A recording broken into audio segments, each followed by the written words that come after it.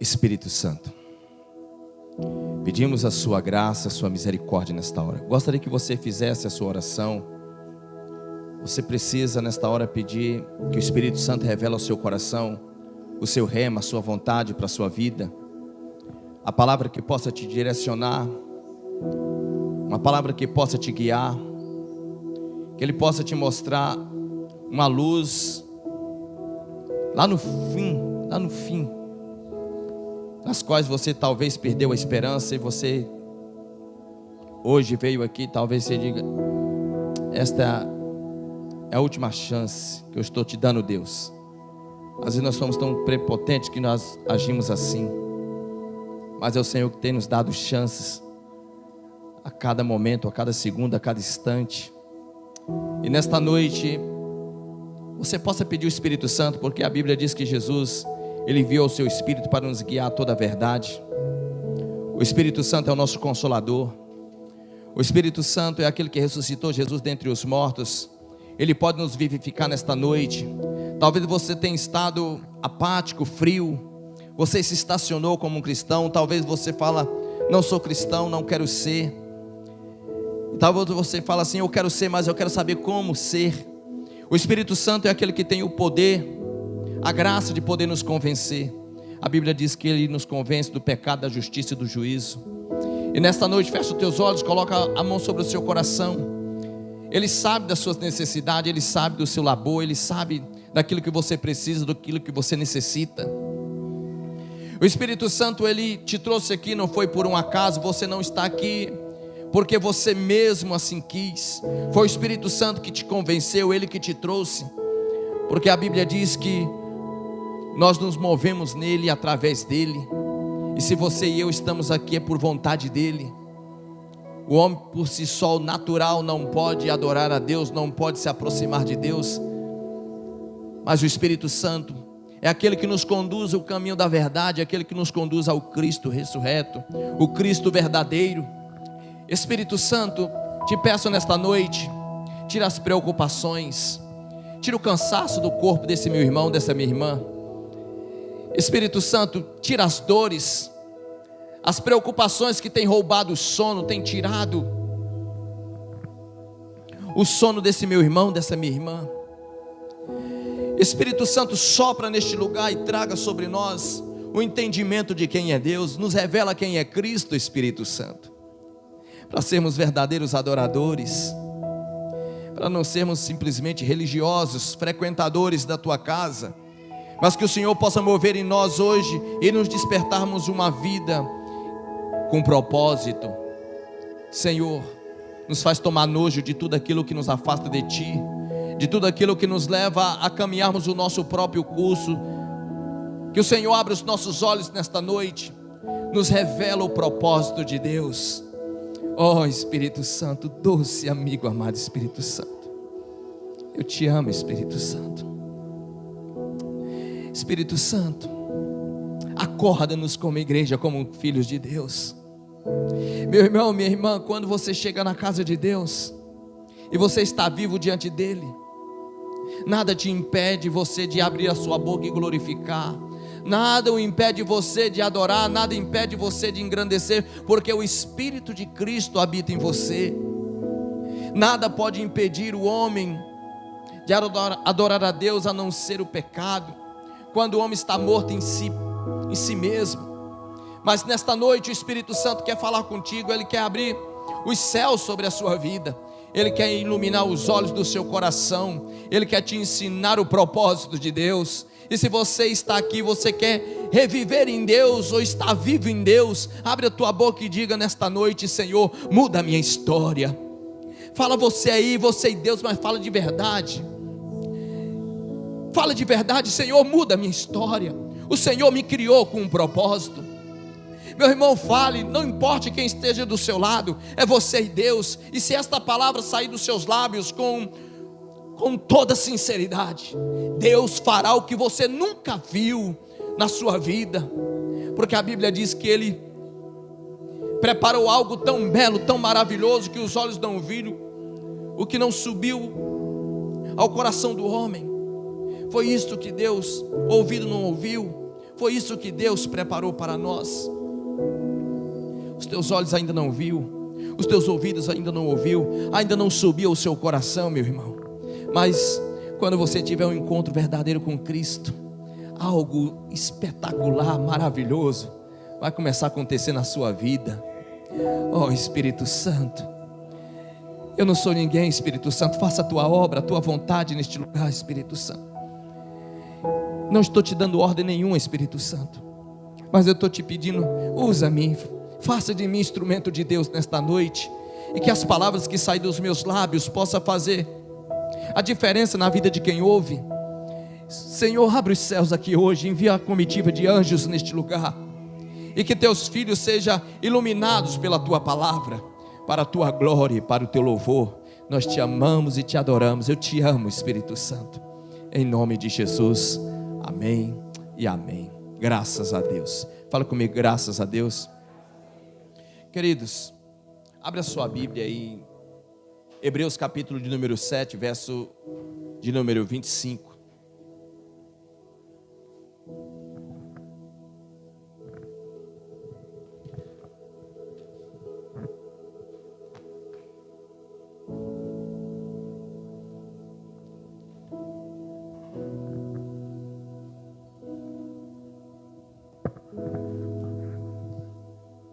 Fiz um pequeno esboço, uma mensagem simples. Espero que você possa entender, que o Espírito Santo possa te convencer. Diz assim: portanto, pode também salvar perfeitamente os que por ele se achegam a Deus, vivendo sempre para interceder por eles. Espírito Santo, muito obrigado por essa palavra. Jesus, muito obrigado por nos fazer chegarmos a Ti, por liberar a Tua graça de nos salvar. Muito obrigado, Senhor. Em nome de Jesus, toma o primeiro lugar. Queridos, pode sentar, por favor. Tem um relógio ali? Tem ali. Queridos, vocês vão me desculpando, porque às vezes eu costumo passar um pouco do horário, né? Mas que Deus me ajude e que você não fique com seu coração um pouco assim, mas que culto que demora, né? Eu espero em Deus que não demore, mas se demorar, desde já te peço perdão. Quem me perdoa? Então a graça está liberada sobre a sua vida. Amém. Queridos, eu agradeço a Deus por essa oportunidade que o Senhor tem nos concedido. A Bíblia fala que devemos pregar Cristo a tempo e fora de tempo. E nesses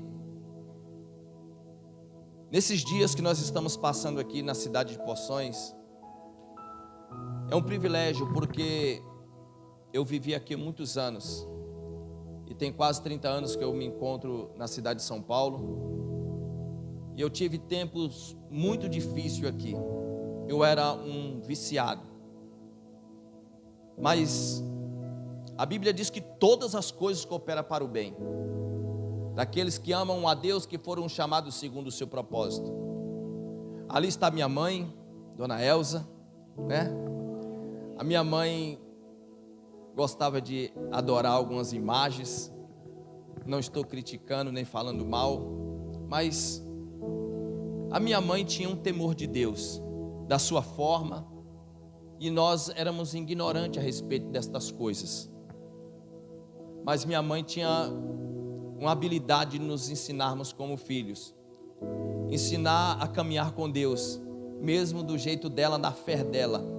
E minha mãe foi e sempre será uma grande guerreira.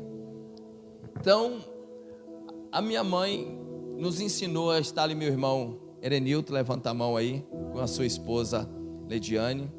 José, levanta a mão aí, José, com a sua esposa Paula, graças a Deus. A tia Carmen, graças a Deus, está ali, em nome de Jesus.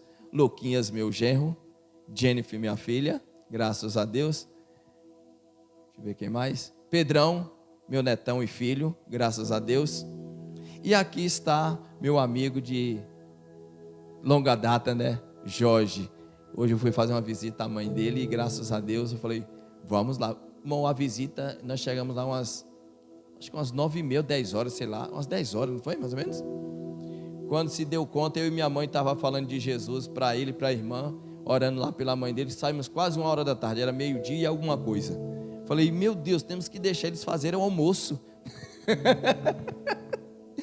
E para concluir, não esqueci a minha amada esposa maravilhosa, que pagou um preço tremendo pela minha vida, acreditando que Jesus poderia transformar a minha vida. Vamos aplaudir Jesus pela vida da minha esposa.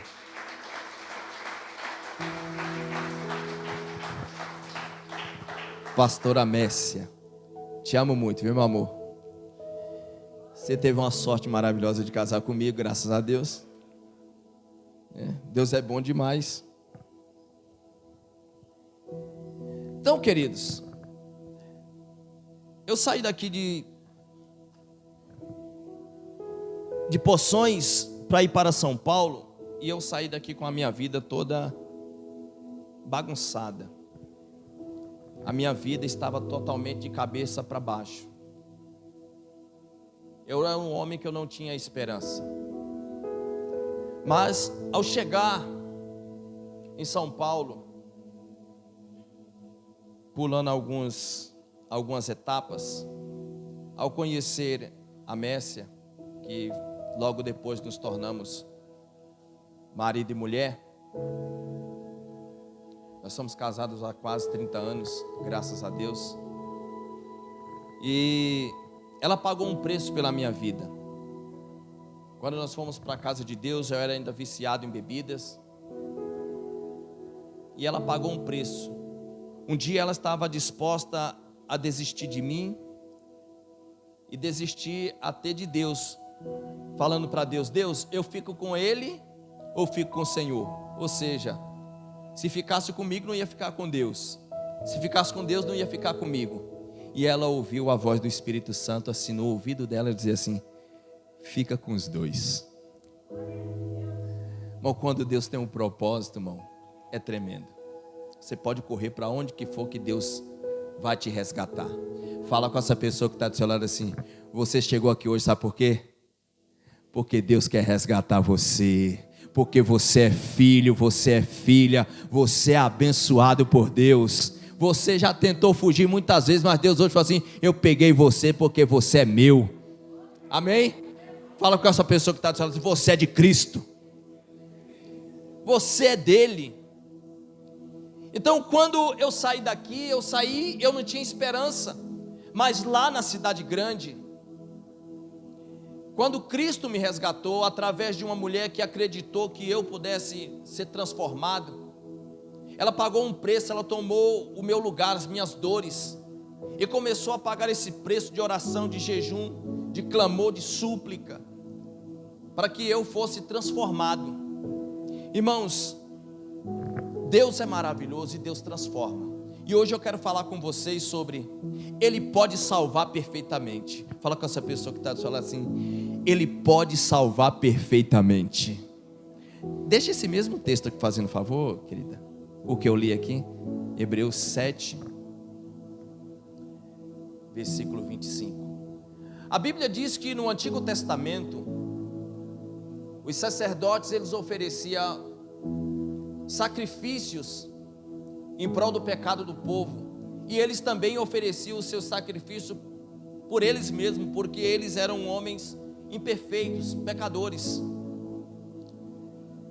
e eles tinham esse título de sacerdotes, mas no entanto eles não tinham o poder de salvar e nem de perdoar. Então eles matavam os animais, derramavam o sangue do animal, e ali eles ofereciam o sangue como uma libação, como uma oferta, para purificar o pecado do povo e até mesmo os seus pecados. Mas a Bíblia diz em Hebreus, no capítulo de número 7, que nós acabamos de ler, fala que Jesus é o sacerdote perfeito. Ele é aquele que vive para todo sempre, porque o texto diz, portanto, pode também salvar perfeitamente, olha aí, os que por ele, os que por ele se achegam a Deus. Ele pode salvar perfeitamente. Está falando de quem? De Cristo. Está falando de Jesus. E vivendo sempre para interceder por eles. Então eu quero dizer que Cristo está vivo. Ele está à destra de Deus.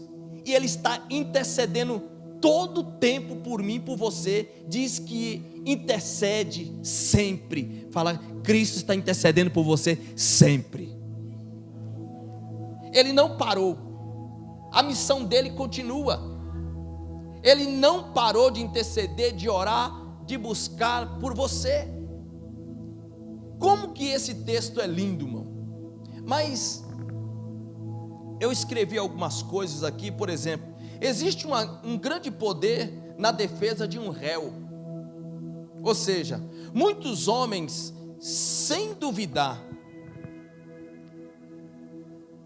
muitos homens, sem dúvida, escaparam da justiça, da sentença da lei, pela eloquência de quem os defendeu. Ou seja, quando alguém está sendo sentenciado, geralmente precisa e necessita de um bom advogado. E o advogado, ele tem que ser eloquente, ele tem que ser um bom defensor, ele tem que conhecer bem a lei, para que possa defender aquele a quem ele está defendendo, aquele que foi chamado por ele para defender, o seu cliente.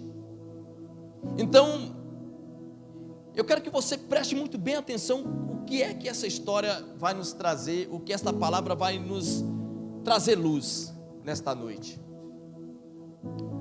Com muito mais frequência, a justiça tem sido feita pela intercessão clara e sincera de um advogado perante um tribunal, sem a qual ela não seria possível.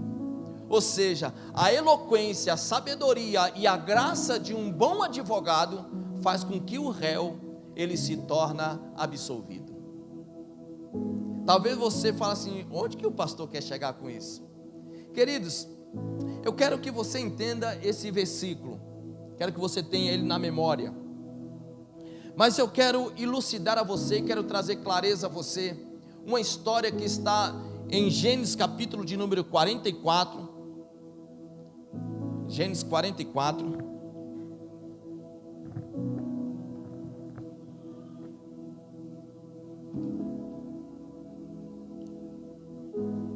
olha o que diz a história. Eu não vou ler todos os versículos, mas eu quero enfatizar um pouco a história. Do verso 1 ao verso 34. Mas eu quero enfatizar alguns versículos. Mas para elucidar a história, eu quero ler com vocês assim, ó. Deu José esta ordem ao mordomo de sua casa: enche de mantimento os sacos que estes homens trouxeram, quanto puderem levar, e o põe o dinheiro de cada um na boca do saco de mantimento. O meu copo de prata poloás na boca do saco de mantimento do mais novo, com o dinheiro do seu cereal. E assim se fez segundo José dissera. De manhã, quando já claro, despediram-se estes homens e eles com os seus jumentos. Tendo saído eles da cidade, não se havendo ainda distanciado, disse José ao mordomo de sua casa: levanta-te e segue após estes homens. E alcançando-os, lhes dissera: por que pagastes mal por bem? Não é este o copo em que bebe o meu senhor, e por meio do qual faz suas adivinhações? Procedeste mal no que fizestes.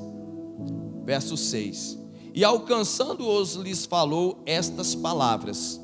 Então lhes responderam: por que diz meu senhor tais palavras? Longe estejam teus servos de praticar semelhante coisa. O dinheiro que achamos na boca dos sacos de mantimento, tornamo-nos a trazer-te desta terra, desde Canaã, da terra de Canaã.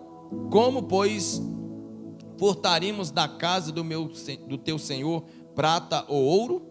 Aquele, olha aí, ó, aquele dos teus servos com quem for achado, morra, e nós ainda seremos escravo do meu Senhor. Aqui está uma história linda, poderosa. A Bíblia diz que José foi vendido como escravo pelos seus irmãos ao Egito. E José, quando ele alcança a fase de adulto, de todo o sofrimento que ele passou, ele foi lançado na prisão.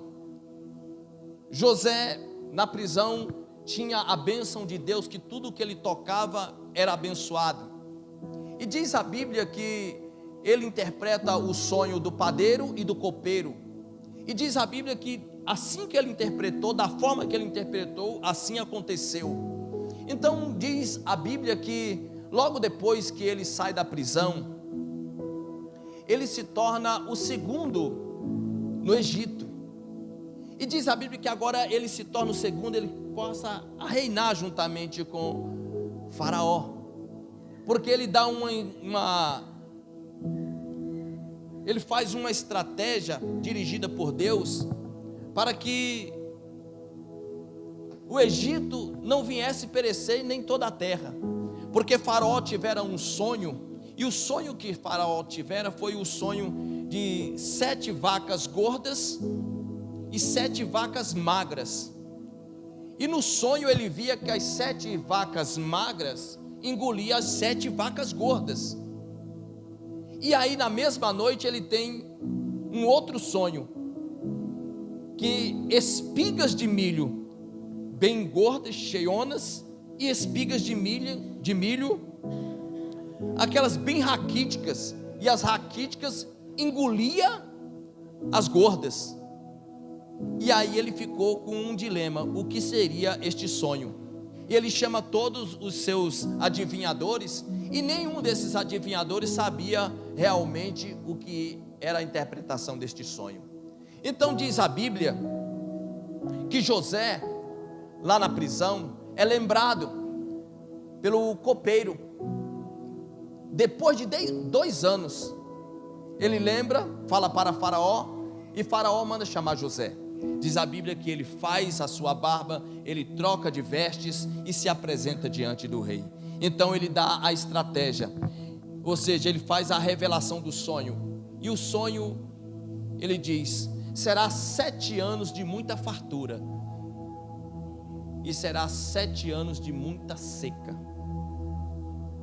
Como o sonho foi duplo, isso é mais que verdade, será verdadeiro isto. E diz a Bíblia que ele fala assim: sabe o que você tem que fazer?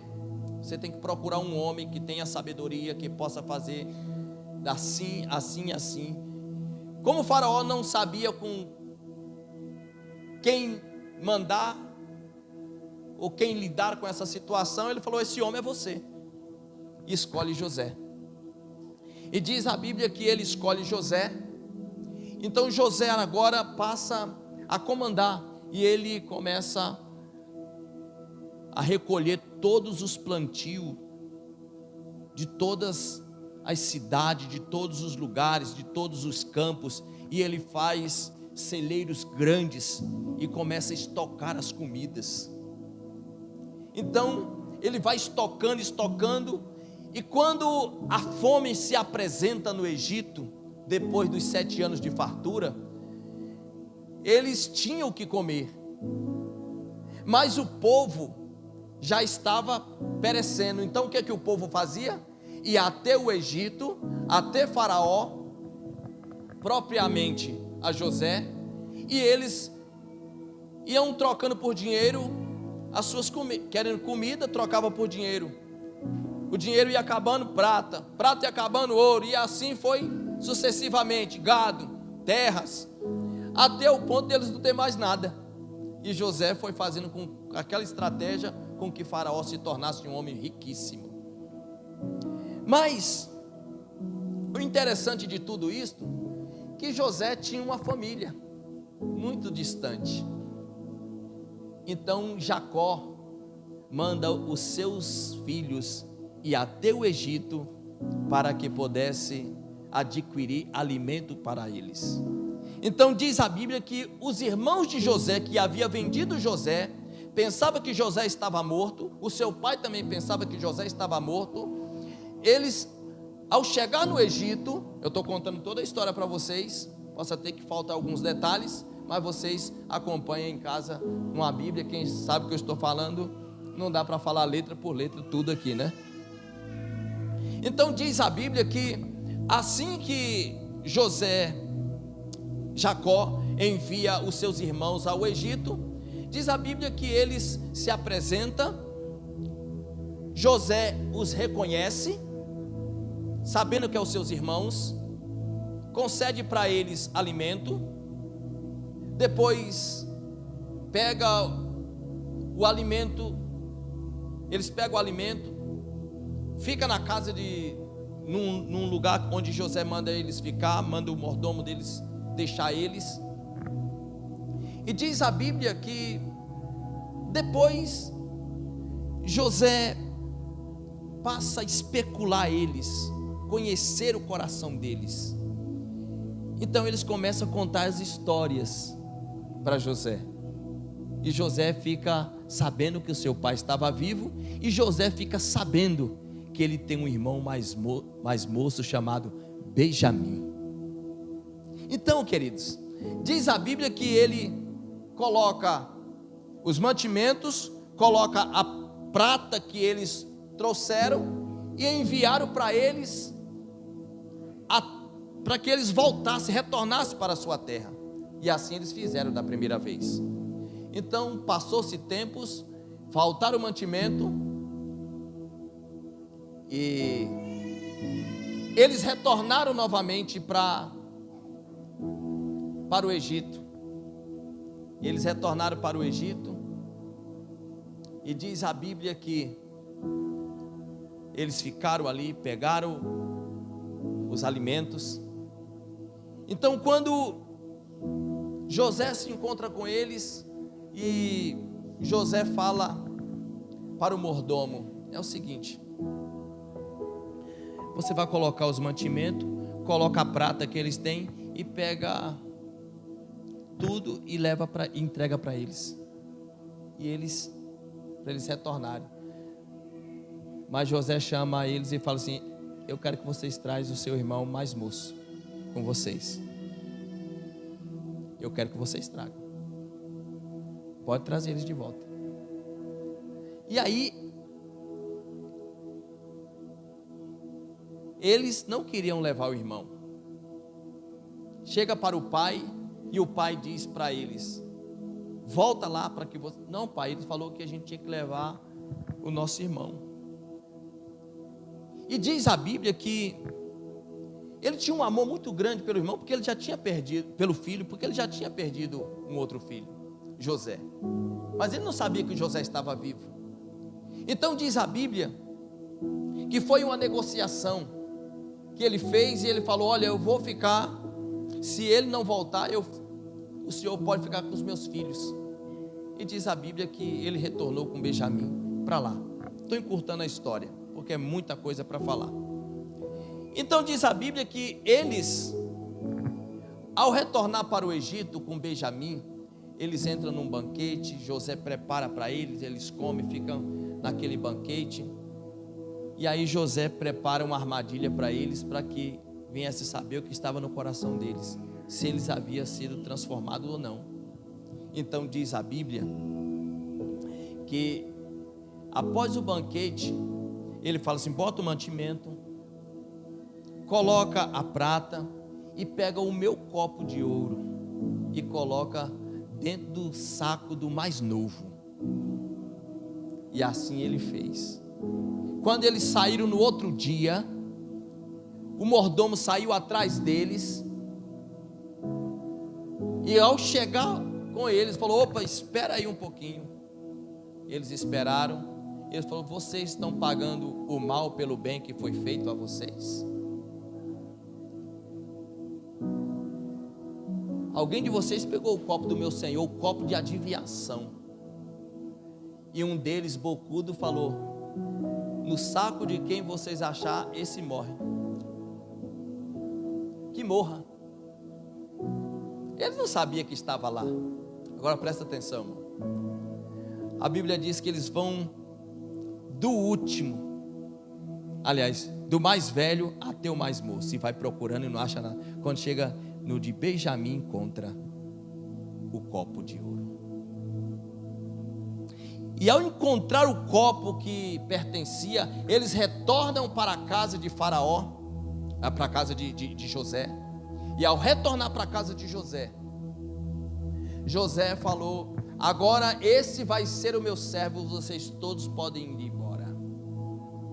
Como que eles iam dar a notícia para o pai que o filho mais moço, que era o xodó dele, que era o irmão de José, não ia retornar para eles? Então diz que Judá, o mais velho, chamou José de canto e foi no ouvido dele, e ele começou a apresentar os seus argumentos. Fala com essa pessoa que está do seu lado assim: você teria argumento para esta causa? O copo estava lá ou não estava? Estava ou não estava? Como que ia defender alguma coisa que estava constatado que estava lá? Irmão, é duro. Mas a Bíblia é linda, irmão. A Bíblia ensina cada coisa para a gente. Cada coisa interessante. Ele chama José e começa a falar o argumento. Não tem como defender, né? Vai defender como? Olha o versículo 17, por favor. Gênesis 44, 17.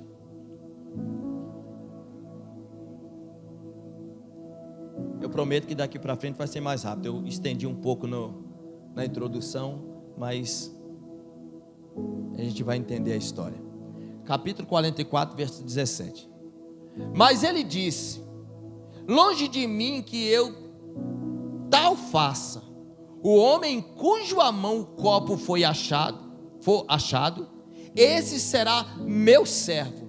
Porém vós subi em paz para vosso pai.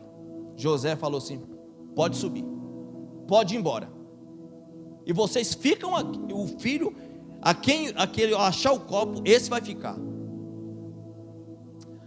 Aí entra Judá, verso 18. Então Judá se achegou a ele e disse: ai, meu senhor, deixa, peço-te, o teu servo dizer uma palavra aos ouvidos do meu senhor. Olha, irmão, foi aos ouvidos. E não se acenda a tua ira contra o teu servo, porquanto tu és como Faraó. Eita, irmão. Verso 19. Meu senhor perguntou aos seus servos, Judá agindo como um advogado, dizendo: tendes vós pai ou irmão? Já foi entrando na mente de José. Ele usou o argumento, sabe de quem? De papai. Foi o Senhor que perguntou se o nosso pai era vivo, se a gente tinha pai e tinha irmão. Olha o que ele começa a argumentar: e dissemos ao meu senhor, temos um velho pai. Quebrou José. E um filho da sua velhice, o mais novo, cujo irmão é morto. Quem era? O próprio José que eles estavam falando. Aí ele diz: e só ele ficou de sua mãe, e seu pai o ama. foi quebrando José. Olha o argumento dele. Pastor, onde que essa história vai chegar? Calma. Então, tu disseste aos teus servos: trazei-me ao menino, e porei os meus olhos sobre ele. Foi o Senhor mesmo que falou. Como que eu vou pegar aquele menino tão amado do pai, que o irmão dele já morreu, e eu vou trazer ele aqui para o Senhor? Irmão, já foi quebrando José, porque já estava lá constatado que o copo estava lá, não tinha jeito. José era o mandatário, ele podia fazer o que bem quisesse, mas o argumento de Judá foi quebrando José, foi tirando aquela fúria de José. Mas vamos lá.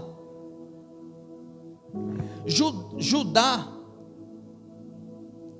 se levanta e começa a interceder por Benjamim. Foi maravilhoso a sua defesa, porque ele usa o argumento do amor do pai para com o filho, o apego do pai para com o filho, e isto moveu o coração de José. Ou seja, que argumentação tremenda, irmão. Calma lá. Ele não tentou alegar inocência no caso de Benjamim. Ele ficou dizendo assim: não, mas isso é uma ilusão, isso aqui é uma mentira.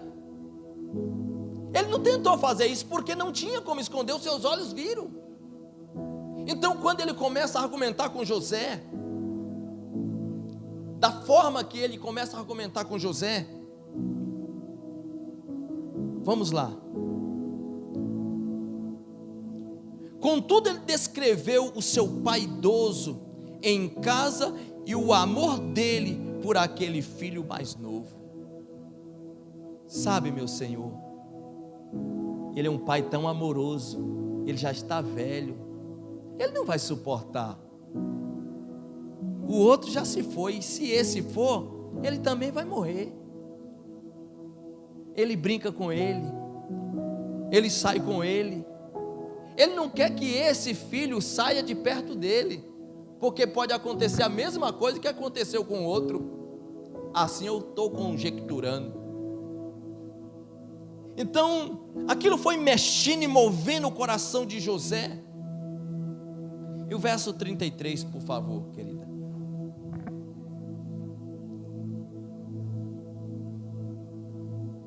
Agora, pois, fique teu servo em lugar deste moço, por escravo de meu senhor, e que suba o moço com os seus irmãos. O que é que Judá fez? Eu fico no lugar dele. Olha o homem que ele se transformou, porque antes ele havia entregue o seu irmão para ser morto, ou para ser vendido, mas ele estava tão quebrado da besteira, da loucura que ele fez no passado, que ele agora, ele quer se colocar no lugar do irmão, fala assim: ó, o meu irmão pode subir, pode ir para ficar com o seu pai, porque nem eu vou suportar o sofrimento e a angústia do meu pai pela segunda perca, então eu fico no lugar. Fala assim: ele queria ficar no lugar. Não, fala para o assim: ele queria ficar no lugar do seu irmão. Quem entende a história já sabe onde que eu quero chegar.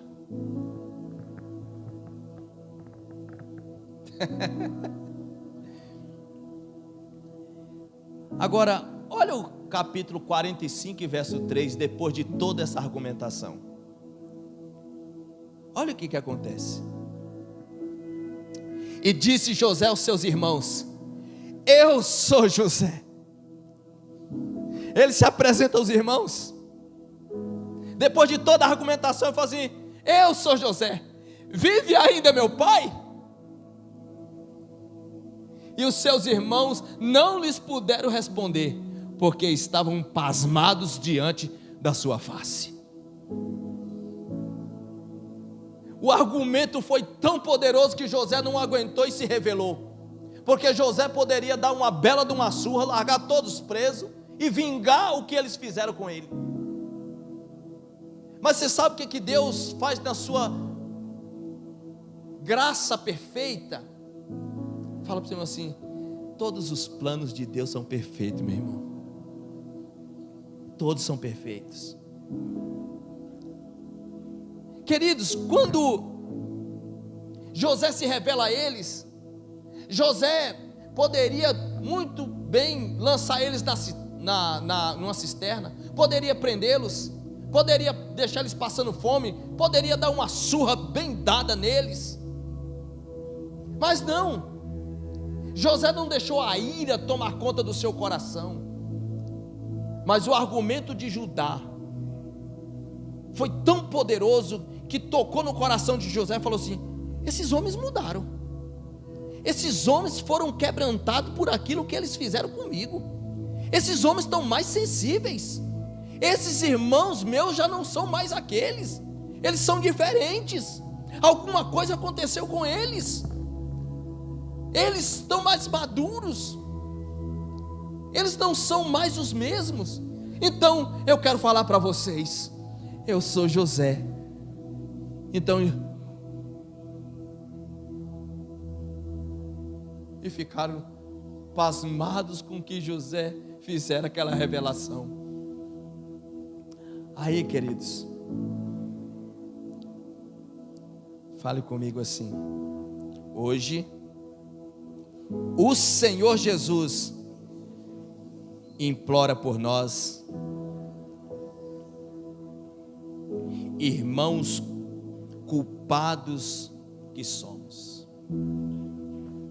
Vocês estão entendendo? Vocês estão compreendendo? Aquela história, o que deu? Ele está mostrando o retrato, o espelho de uma humanidade caída, de irmãos caídos, as quais um pode tomar o lugar do outro. Mas nós temos isto refletido em Cristo, ou seja, Jesus, ele se apresentou, a Bíblia diz lá em João 3,16, que Deus amou o mundo de tal maneira que deu seu Filho unigênito para todo aquele que nele crê, não pereça, mas tem vida eterna. Jesus tomou o meu e o seu lugar, e todos nós somos pecadores. Romanos 3,23 diz que todos os pecados estão destituídos da glória de Deus. Todo homem é pecador, mas quando Jesus foi até a cruz, ele não ficou argumentando com o Pai dizendo: não, esse aqui não é culpado, esse aqui fez isso por causa disso, esse fez isso por causa... Não, Jesus tomou a minha, a sua culpa, Jesus carregou tudo sobre si. Fala: graça maravilhosa, graça maravilhosa. Toca no ombro do seu irmão e fala assim: ele liberou graça maravilhosa para a sua vida, em nome de Jesus. Benjamim era para ser condenado a ser escravo, Benjamim estava condenado a ficar ali juntamente com José, na cabeça dos seus irmãos, a ser escravo, e todos nós estávamos, ou seja, sem Cristo, condenados. Sem esta graça, todos nós estamos condenados. Mas fala para o seu irmão assim: graças à graça de Cristo, ele tomou o meu e o seu lugar. Irmãos, ao chegarmos na casa de Deus, nós precisamos sermos mais fervorosos, ter a alegria e o prazer de estarmos na casa de Deus, porque nós fomos resgatados, nós estávamos perdidos, somos pecadores por natureza, todos pecaram, todos são pecadores. Mas deixa eu falar uma coisa muito mais séria, porque o Evangelho tem sido pregado de uma forma tão banal. A Bíblia fala em Marcos 15, 16 e 16, por favor. Coloque aí, fazendo um favor. Vamos para a Bíblia.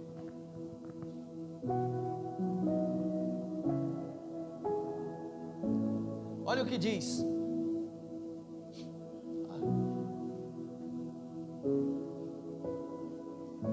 Lá na igreja eu deixo quem mexe no computador louquinho da vida, que eu boto meu esboço ali e vai pipocando texto, eu vou pastor, onde que se vira.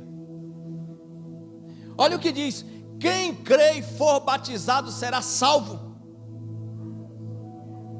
Não tem argumento com a palavra, não tem meio termo, não tem como argumentar, não tem como ficar fazendo firula diante da palavra. Mas quem não crê será condenado. A Bíblia não tem meio termo. A salvação só pode vir por Cristo. Se você não aceitar Cristo na sua vida como seu Senhor e Salvador, certamente será condenado ao inferno. Nós não podemos brincar de cristão, de evangélico, de ser crente. Você tem que ser de verdade. Você tem que buscar Deus de verdade. Não existe, eu estou 99%. Como você está, irmão? Está indo. Não fica com esse tô indo para você ver aonde você vai parar. Você precisa acordar para isso, porque o inferno existe. E às vezes a gente, querido, quem quer ser livre aqui do inferno? Levante a sua mão e fala assim: meu Deus, eu preciso ser livre do inferno. Levanta as mãos aí, se você acredita mesmo na Bíblia.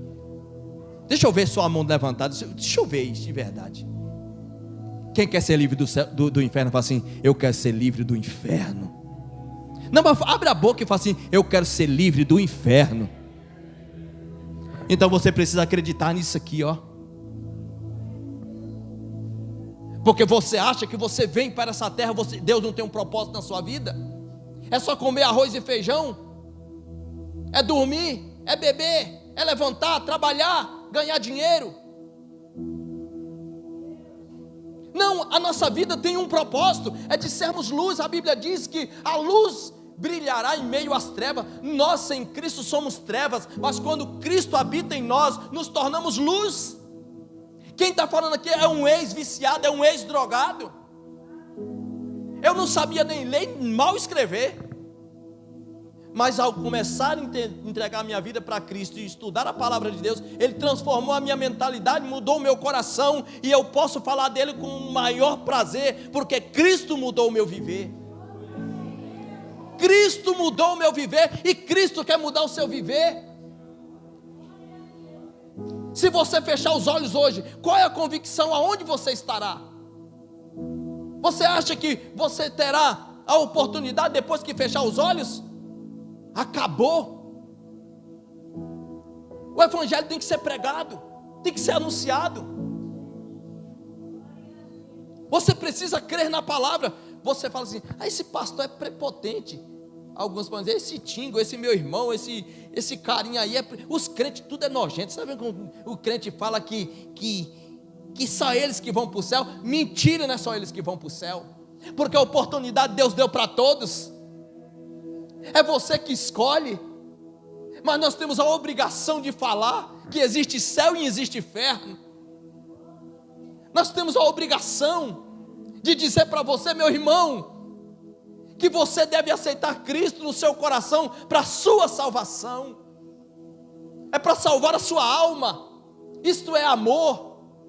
Isso é dizer para você com todas as letras que amamos você, que teremos o prazer de estarmos juntos. Quando fecharmos os nossos olhos, estaremos com o Senhor, e a Bíblia é bem clara a respeito disso. Viveremos como famílias, como família. E eu pergunto para você: de que lado você quer estar? Pergunta ao seu irmão: de que lado você quer estar? Do céu ou do inferno? Então você tem que se render a Jesus e parar com essa vida que você está tendo. Eu não sou melhor do que você, não quero me achar aqui prepotente. Eu necessito da graça de Deus como você. É a graça de Cristo. Ele tomou o meu e o seu lugar. Ele não olhou para a minha culpa e para a sua culpa. Ele não ficou argumentando com Deus. Ele se deu como garantia. Ele apresenta os argumentos e os compromissos antigos da aliança que firmara com o seu pai, quanto à sua vida. Qual foi o argumento que ele usou? Ele deu a sua própria vida por você, pecador, por você, por esse pastor, por esse homem aqui. Ele deu a vida. E qual foi o argumento que ele usou com o pai? Edmilson, né? É pecador, pai, mas eu paguei um preço de sangue pela vida dele. A vida dele pertence a mim, e a mim eu dou para o Senhor. Então ninguém toca nele, porque ele é meu, porque eu comprei com sangue. Ele pagou com sangue. Tia Carmen, Jesus pagou um preço de sangue pela sua vida. Ele deu a vida dele no seu lugar, para que você não morresse e fosse para o inferno, mas sim para os céus. Em nome de Jesus Cristo, irmão José, Paula, em nome de Jesus, Ele deu a vida por você. Ele tomou o seu lugar, Ele tomou o meu lugar. Foi isso que Ele fez. Jorge, Ele fez isso. Leidiane, Ele fez isso. Ele tomou o nosso lugar. Foi o argumento que Ele usou. Eu dou a minha vida, e dou-a livremente, porque isto é amor. Ou seja, eu quero chamar a atenção para você no versículo que nós lemos um pouquinho antes do início, por favor, querida. 7:25. E aqui tem algumas coisas que a gente pode explorar para a gente terminar essa mensagem por aqui.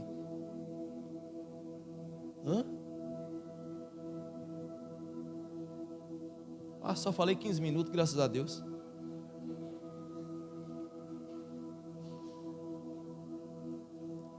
Olha o que o texto diz: portanto, pode também salvar perfeitamente.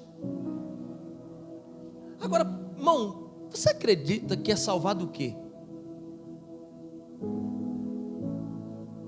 Só pode ser do inferno. Fala assim: Jesus tomou o seu lugar, meu irmão, para te salvar, porque eu e você estávamos condenados, mas a oportunidade foi dada e entregue para todos. Se você crê em Jesus, você será salvo. Mas também, se você não crê, Ele disse na sua palavra, será condenado. E no dia que você chegar para argumentar com Deus, Deus vai dizer assim: você ouviu minha palavra. Não tem argumento diante de Deus. Eu não quero te pregar uma palavra de amedrontamento, eu quero te pregar uma palavra de graça. Essa é a graça de Cristo. E a primeira coisa que nós aprendemos aqui nesse texto que é o que os benefícios são mencionados: os que por meio dele se achegam a Deus. Portanto, pode também salvar perfeitamente os que por ele se achegam a Deus. Quem é que ele pode salvar? Quem é que ele pode salvar? Os que se achegam. Não é quem está longe, é quem se aproxima, é quem se rende a ele, é quem reconhece quem é ele, o Senhor dos senhores, o Todo-Poderoso. A Bíblia diz que todo joelho se dobrará e toda língua confessará que Cristo é o Senhor. Aleluias, amém? Então, aqueles que se achegam a Ele, Ele tem o poder de salvar. 2, que o benefício em si mencionado, juntamente com a extensão dele, que significa Ele pode salvar perfeitamente. Não existe falha. O sacrifício de Jesus foi perfeito. Não tem nem como o próprio Deus dizer assim: falhou. Não tem jeito. A Bíblia diz que foi perfeito. Não existe falha. Então nem o próprio Deus pode argumentar com Cristo dizendo, faltou isso. Não, foi tudo perfeito. Fala para o seu irmão assim, o que Cristo fez por você, meu irmão, foi perfeito. Foi para te libertar, para te curar, para te prosperar e principalmente para te salvar. Pastor, e se eu não tiver nada disso, só a salvação? Levanta a mão para o céu e fala, graças a Deus que meu nome está escrito no livro da vida. Isso é cristianismo, porque tem crente, irmão, que se não tiver as coisas, ele acha que Deus esqueceu dele. Mas se teu nome estiver lá escrito no livro da vida, não importa o perrengue que tu passa nessa terra, o importante é que tu será e tu é o filho do rei. Aleluia, glória a Deus. Amém, queridos? Terceiro, que o que diz respeito ao benfeitor, temos um ensinamento em relação à fonte do seu poder de salvação. Qual é? Pois ele vive para sempre a interceder por eles. Está aí, ó. Vive para sempre por interceder por eles. Ele está sempre intercedendo por nós. Eu fico assim conjecturando, mais ou menos assim, irmão. Deus assim no seu trono, Jesus assim de um lado, o Espírito Santo do outro,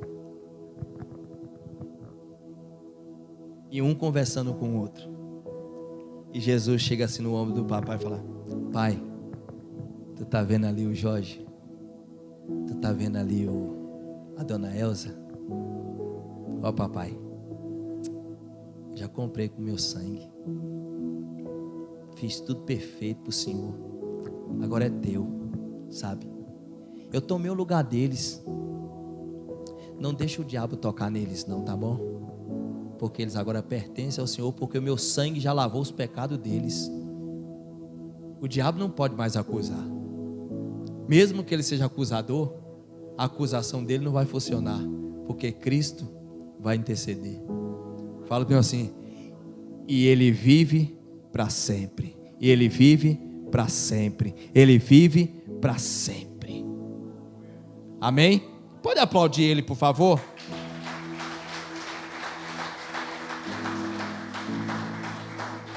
João 17:9, tô quase terminando. João 17:9, por favor, e depois o versículo 20. Quero ler esses dois versículos novamente. Aliás, para vocês.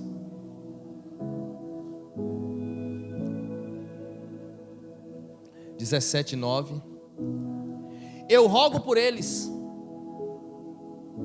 não rogo pelo mundo, mas por aqueles que me deste, porque são teus. A quem Jesus está intercedendo aqui? Jesus estava falando com os discípulos, estava falando por eles, mas aqui João 17 é a oração sacerdotal antes de Cristo ser crucificado, de ser morto. Ele faz essa intercessão, e na intercessão que diz que é a oração sacerdotal. A oração sacerdotal diz assim: eu não estou intercedendo por aqueles que estão no mundo, pelo mundo não. Eu estou intercedendo por aqueles que tu me deste, porque eles são teus. Irmão, o interessante é que aquele que vem a ter Cristo é porque Deus deu. E Jesus fala assim: eu estou te devolvendo porque é teu. Irmão, que coisa maravilhosa. Fala para o Senhor assim: você é privilegiado na terra, meu irmão.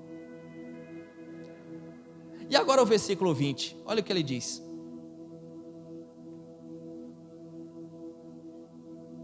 Vinte. Opa, aí. E não rogo somente por estes, mas também por aqueles que pela sua palavra hão de crer em mim. Ele está dizendo: sabe por que afastando de Deus?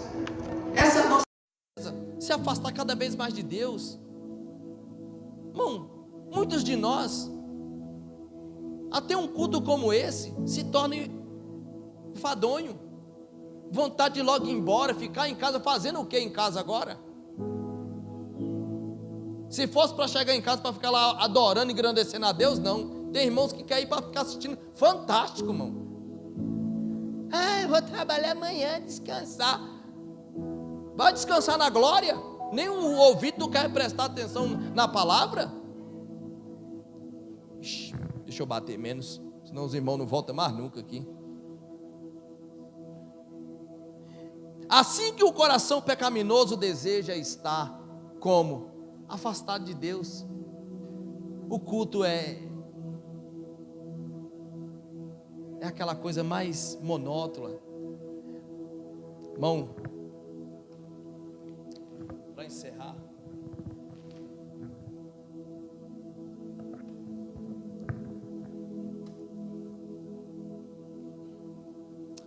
eu li uma frase de um livro, eu não vou me lembrar tudo como que era, mas é mais ou menos assim. Tinha uma igreja e uns vizinhos, e um dia a igreja pegou fogo. Rapaz, mas foi vizinhos juntando balde de água para vir, e entrava na igreja e jogava os baldes de água. E aí os irmãos perguntaram assim: ué, de onde apareceu vocês? Vocês nunca entraram aqui, vocês são vizinhos, nunca entrou aqui? Não, que nós entramos aqui, que foi a primeira vez que a gente viu essa igreja pegando fogo.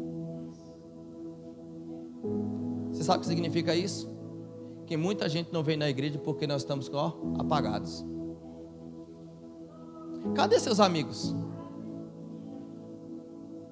Toda vez que eu venho aqui, para a glória de Deus, é para a glória de Deus, nem que for um amigo, nem que for um irmão, eu trago aqui nessa igreja. Pergunta ao seu irmão: cadê seus amigos? Cadê o seu fogo, irmão? Você prega o evangelho para quem? Você anuncia para quem o evangelho? É só para a sua casa? Você tem que agarrar na mão do seu pastor e falar assim: pastor, vamos ganhar alma, vai evangelizar, porque aqui dentro é muito fácil. Glória a Deus, amém, aleluia. E lá, onde estão os pecadores morrendo, onde nós devemos pagar o preço e tomar o lugar deles? Vai visitar os doentes. Mas o culto está cansativo, eu preciso logo ir embora. Irmão, a minha tia Carmen, levanta a mão, tia Carmen. A bichinha chegou tão cansada. Eu liguei, mandei um zap para ela, ela não tinha levado o zap. Aí o telefone toca: meu filho, estou tomando um banho aqui, eu cheguei agora, mas eu estou descendo agora. Eu já tinha trago uma turma aqui, e eu fui lá buscar outra. Quando eu cheguei lá, eu falei: tia, eu estou subindo para te pegar. Isso é uma mulher de palavra. E eu fui lá buscar ela. Cheguei lá, já estava na porta, já arrumada, eu já passei uma água aqui rapidinho, já vim, estou aqui pronta. Falei: irmão, tem crente que precisa disso, meu irmão. Gente que tem um prazer de querer estar na casa de Deus. A minha mãe, eu fico olhando minha mãe tão cansadinha. A bichinha ainda faz pilates. Tem velho, tem novo aqui que não faz. Irmão, fala de academia. Eu quero comer. Minha mãe com 76 anos desce essa rua aqui todinha, sobe aquela, vai lá perto da igreja lá. Duas vezes, vai terça e quinta.